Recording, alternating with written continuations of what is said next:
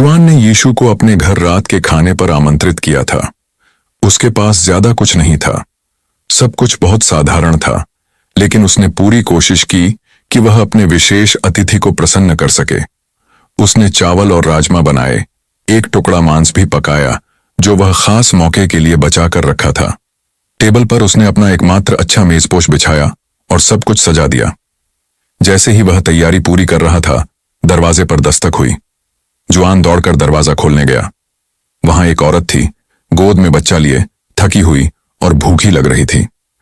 उसने विनम्र आवाज में कहा, भाई साहब, क्या आपके पास हमारे लिए कुछ खाने को होगा? हम कई दिनों से सफर में हैं और कुछ भी नहीं खाया है। जुआन ने टेबल की ओर देखा। अगर वह खाना बांट देता तो यीशु को शायद पता चल जाता।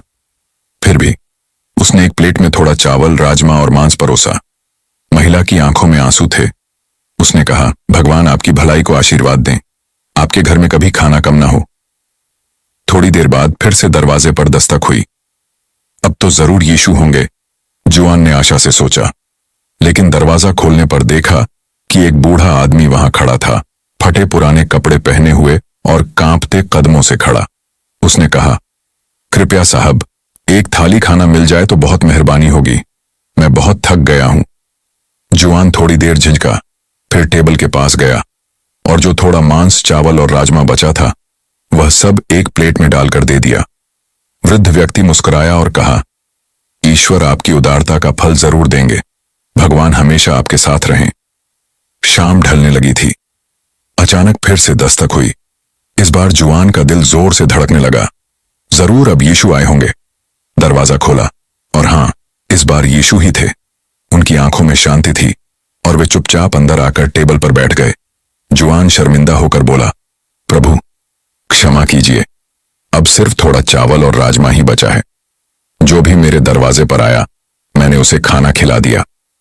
यीशु मुस्कुराए और बोले, जुआन, मैं तो पहले ही खा चुका हूं। मैं ही वह था जो भूखा और थका हुआ तुम्हारे दरवाजे पर आया था। तुमने जिन जिन को खाना परोसा वो सब मुझे ही दिया। सच्चे प्रेम और दया से भरे दिल वाले लोग धन्य होते हैं, क्योंकि वे आत्मा और आत्मिक भूख को तृप्त करते हैं। उसी पल जुआन को समझ में आ गया, उसकी भलाई ही वह भोज था जिसकी यीशु को सबसे अधिक प्रतीक्षा थी।